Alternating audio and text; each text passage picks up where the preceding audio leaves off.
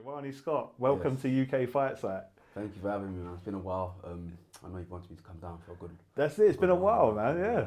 So yeah, pleased to be here. No, it's good to finally get you down. So, just want to go back to the beginning, really, just to kind of, I know bits and pieces, but I want to kind of just get your story complete. Yeah. Where did you grow up? So I grew up around like East London, Stratford sides. Obviously went to a secondary school called Cumberland. Right. And then that's literally not far from Five Apiece, which is obviously where I first started doing kickboxing with Daniel, and then obviously the Jiu-Jitsu with Steve O'Keefe, and then after that he got me into the MMA and whatnot. So yeah, mostly just around that kind of area. Yeah, all right, so same as me, Stratford. I went Rokeby though. Okay. Yeah, so it's local. It's local. Yeah, Rokeby was in Stratford back then. But then they moved. They moved to like Canning Town Yeah. kind of bit after a while. Yeah. So that's where I grew up. Yeah. What was you like? So obviously, I knew you got involved in combat sports and everything through martial arts. But like, was you always like athletic and involved in sports before that, or? Yeah, before that, I used to do so many sports. I was doing like trampolining, I was doing fencing. I even started the boxing when I was 10, but obviously I stopped that and got into like football, and then I got into like 10. Just always active. I was always playing some kind of sport. And then it was when I was, like I said, when I was 10. That's when I decided, you know what, I'm always fighting. Like, wherever I went, I was always getting into fights. You know what I mean? So even on the football grounds, getting into fights. Outside of school, in school, I was getting into fights. So I just knew I liked to fight. Yeah. So when I was young, I seen my friend go to a New and Boys boxing club. Right. Okay. So I was like, you know what, I want to fight too. So I just went there, tried it out, and I liked it, and I got into it from there. But then as you get older, you lean towards more football because that's where everyone's doing it. And then by the time I was 15, my friend was going Fight for Peace. Okay. And then he told me, I'm doing kickboxing. I was like, okay, let me come along. You know what I mean? So excuse to fight again. Yeah, exactly. A good excuse to fight. So I was like, let me come along. And I went along with him. Then I just started loving it there. And then that's when I met all my coaches. And then that's when I actually fell in love with like fighting. Right. Okay, so when you start Fight for Peace, so that is that for Muay Thai and kickboxing at that time? Yes. And who was the coach then? Was that Daniel then? Or? Yeah, it was Daniel Sam. Star came in, and then So obviously I worked there too. That's how we met. But like this is before my time, and I always hear the stories about those classes being rammed, like turning people away and everything. What was that atmosphere? It was mad. Listen, it was almost like you're in Thailand. I'm telling you, it was hot. It was packed. It was all like the mirrors all steaming up, you know what I mean? Like honestly, and sometimes you have to turn people away, but it was definitely worth it if you could get in, you know what I mean? And Daniel obviously was a tough coach at the time. You don't care if you're tired. I swear to you. And this is me at like 15. I swear, I'm seeing people like pass out sometimes. I'm seeing people pass out, but Daniel's telling, get him back in here. They're like, no, I can't come back in. Daniel's like, get him back in. And obviously, Daniel's kind of someone that definitely helped build the mindset of all the fighters that you see that's surrounded by him to like, listen, there's no such thing as tiredness. Regardless of how you're feeling, you keep going, you push on. Because in a street fight, in a fight, in a ring, your opponent doesn't care how you're feeling. That's it, You know what I mean? And it makes me laugh when you say that, because that is like my early memories of from when I joined Fight for Peace, because my manager at the time told me, like, you know, get in for 8 o'clock. There's probably no one here. Like guaranteed every time I would come in like 8 o'clock thinking I'm the first one in, you guys would all, like with Daniel Sam's, like I think it was a 6 a.m. class, right? Sometimes 4 a.m. Sometimes we're there 4 a.m. Like, these guys are already working, so I saw that firsthand. But what makes me laugh when you was talking about the mindset there of with Daniel, I'm seeing it kind of passed on. So like I've seen Dylan coaching, Dylan Adebisi, and I've seen Sabir coaching, and it is like hearing Daniel, but in these other bodies. So it's been passed down, right? It is definitely, and that's the and you know what? That's the impact you want of a coach. And not just a coach. It's almost like a mentor. It's almost like someone that subconsciously you look up to because you take a lot of his impressions onto yourself as well. You know what I mean? And it's a positive impact he's had on all of us because we all come from like different backgrounds and different places.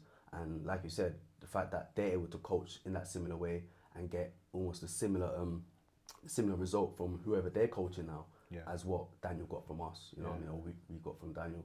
So yeah, it's just a repetitive cycle. That's that's like a positive thing.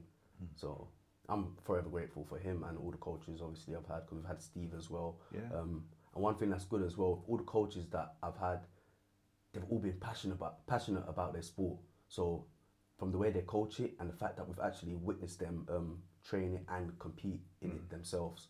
So because you have some coaches that they could just tell you things, they could just tell you and show you, but you've never really seen it in action. With them, we've all seen it in action.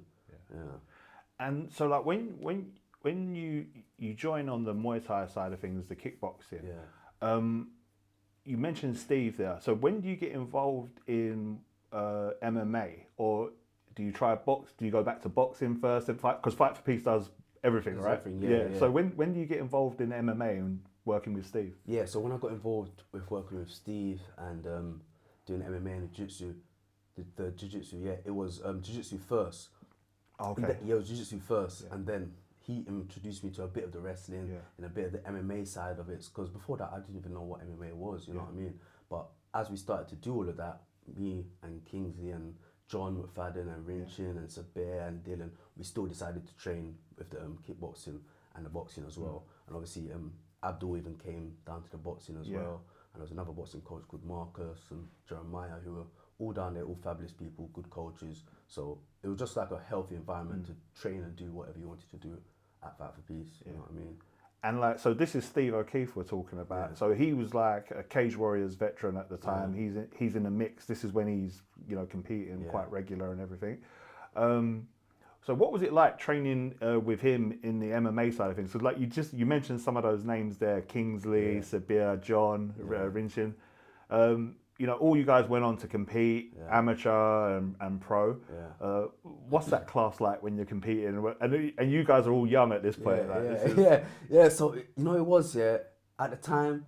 When I think about it, I just wish I enjoyed it even more. As much as I did enjoy it, I wish I was more conscious of how I enjoyed it. You know what I mean? And the class was just full of excitement because we're all just like learning. So we all knew we didn't know anything, but we were just all excited to test our skills against each other. All excited to learn whatever Steve was teaching us, whatever Daniel was teaching us. And every morning we're there, like you said, we're there like 6 a.m. Sometimes we're there at 4 a.m. Just still perfecting the craft, still have that we kind of had that imagination for it, you know what I mean? Because there's always something you don't know that you can learn. So, and that's what we still have even to this day for those that are obviously still fighting and still training. That's it. And in case anyone's listening and doesn't know about Fight for Peace, so this is all free. This is all free for like young people, 7 to 25. You can come. So when we're talking about these, like you had access to Daniel Sam, Steve O'Keefe. Like it's crazy, right? And even like boxing. For boxing, we had Abdul, and obviously, like you said, it's all free. And obviously, they don't just do sports. They do like mentorship. They do applying for jobs. They do like help you with your CV, help you get your GCSEs if you didn't get any in school. You know what I mean? So it's something catered to all young people, regardless of your background or where you're from or what or how you're doing in life. You can literally come there and even talk to someone. That's it. It's a really important place in Newham. Like, and even like obviously I'm over there as a facilities and relationship manager, but you still see young people. Sometimes you see parents coming in, just for a little bit of help with application forms and things like that, and they know that the door's always open, right? Exactly. So they pass through. And that's the thing as well. The door's always open. So even for the sports, even for like you said, the mentorship, whatever you need, you can get there. So if you're 7 to 25, make sure you try to get down to Fight for Peace because it's still there. And like you said, the doors are always open. And it's a place. Even though I'm not there full time anymore, occasionally I still pop by to talk to someone or see how it's going and see like the next lot that's coming through. You know what I mean? So and that excites me as well. So. I hope it's there for as long as possible. 100%. And like at one point, I didn't even know this until I started, but like Molly McCann was there too. Did you? Did you ever cross paths with Molly? Yeah, we were training together. We were training partners as well. So obviously at that time she was being trained by Steve as well. So we were all like literally together. We were there with her, literally our training partners as well. So many people have come through the doors. You know what I mean? A Fight for Peace, and when you look back at it and when you think about how much everyone's grown and what we've gone on to do, it's just immense, you know what I mean? So, it's something to be proud of for Fight for Peace and for us to know that's where we came from. 100%.